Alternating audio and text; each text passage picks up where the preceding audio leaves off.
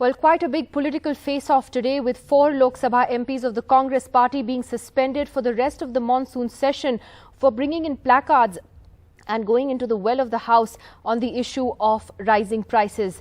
Shashi Tharoor, a Lok Sabha Member of Parliament from the Congress party, joining us exclusively on NDTV this evening. Shashi Tharoor, thanks for joining us.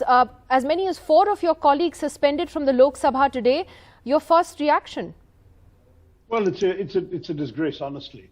We've got a situation where, sadly, the culture of disruption is well and widely established, going back to the BJP's days in opposition. So it's not exactly something that has been invented by the current opposition.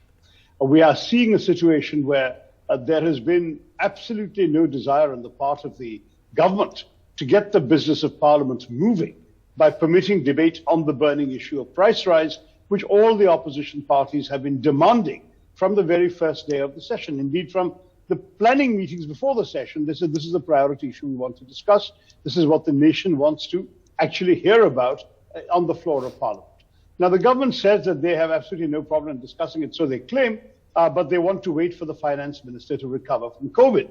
Now, in one level, that seems a reasonable explanation, but on the other hand, given that the Parliament session has been called, there have been many, many precedents where if a minister is unable to attend for a particular reason, another minister is briefed by that ministry and is supposed to substitute.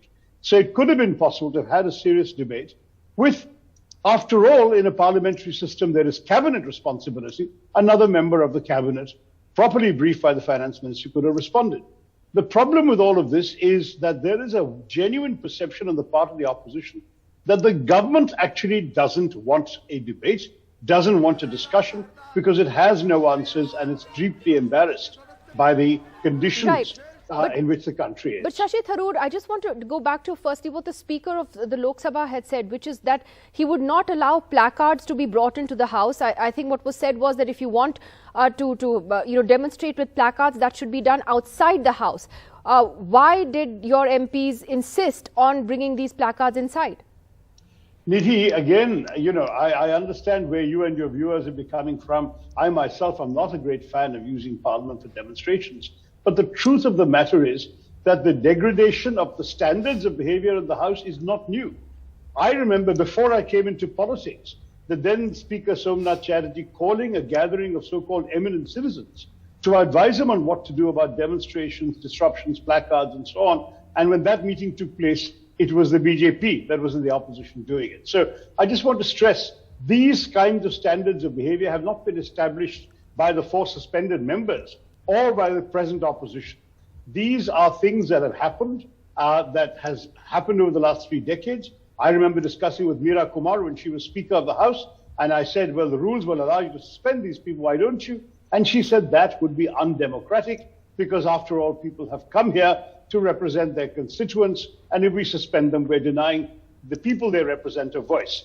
And so she sat there and watched the BJP, which had far larger numbers in opposition than we have in opposition, disrupting the House routinely and with impunity. Now, the reason that you're seeing placards, to explain to the viewers, is that because the cameras, as it were, are controlled by the authorities, and the sound system is tuned only to the official microphone of the Speaker with a small s and the Speaker with a big S, the only way in which the opposition can let the nation know they're protesting on the public's behalf is by holding up placards. That is the reason why these placards are used. Again, I'm not defending it. I would love a situation where all parties unanimously agreed on restoring a code of conduct where these things don't happen. But when there is no such Shashi agreement, Tharoor, I think the government has not agreed. If you see it from voters, a voter's point of view, or just ordinary folks, who are watching this, play out in Parliament, the government claims that I think 4 lakh rupees are spent every minute for the running of Parliament. You look at taxpayer money being wasted, and I have to ask, okay, what if you did wait for Nirmala Sitharaman to come back? You debate other issues in the House till then and then take up the price rise issue. I mean, COVID normally, okay, you're in isolation for a week, 10 days, and then you're back. So why not wait? Look, this is a political call that has been made by others, not by me. I'm speaking to you as an ordinary MP. I'm not one of the decision makers or the official leaders in this process. But I will say that my understanding very simply is that it became important in their eyes, in their judgment, to ensure that the burning issues of the country were showcased first, rather than allowing the government to reduce Parliament to a discussion of relatively irrelevant or marginal issues like the Antarctic bill and some other routine bills. The government does not seem to be prepared with any major substantive legislation. We don't have the personal data protection bill. We don't have any serious far-reaching pieces of social legislation or of economic policy. There was talk of reviewing the bankruptcy code. That's not before the House. We've got some very, very, and I'm sorry to use the word trivial, but relatively trivial issues that the government is trying to shove through the House, because that's all they're ready with.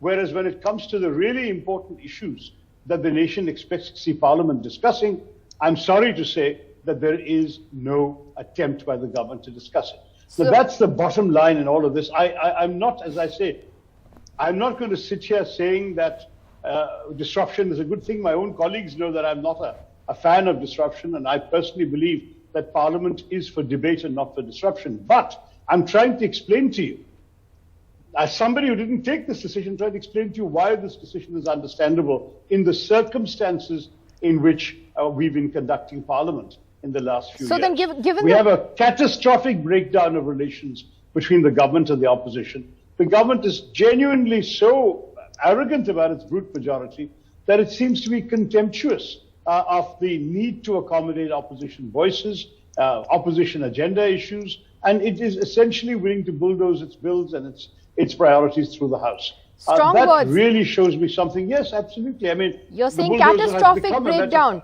Catastrophic breakdown of relations between the government and the opposition. Am I to understand then, Shashi Tharoor, that that's the end of this session? We're not, I mean, given that your colleagues have been suspended now till the end of this session, that we're not going to see any business being transacted?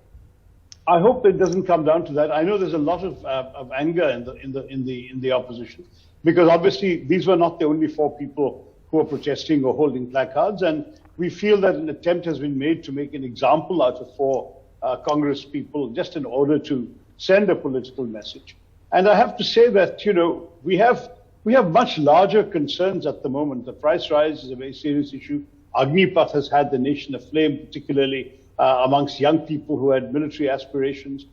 There are very, very serious issues that need to be addressed. And I have to say that as someone who believes strongly that Parliament is a forum where we have to discuss the vital issues confronting the nation, I would have liked nothing more but a serious discussion on these issues, which the opposition had come prepared to discuss. You must remember that before Parliament started, the opposition had said that these are the issues the nation wants us to raise. Most parliamentary democracies, and to the best of my knowledge, every major parliamentary democracy except ours, allows at least one day a week where the opposition sets the agenda. We have a system in which, unfortunately, there is no provision other than the government's own good grace and its own willingness to take it on the chin that permits the opposition to provide its point of view to the nation. Right. Now, you can't have Parliament as a one-sided forum to bulldoze government bills through. It has to be a forum where other points of view are heard. The British Parliament also has Prime Minister's questions every week. So there you are, exactly.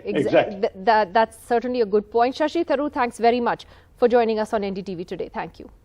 Thanks, Didi.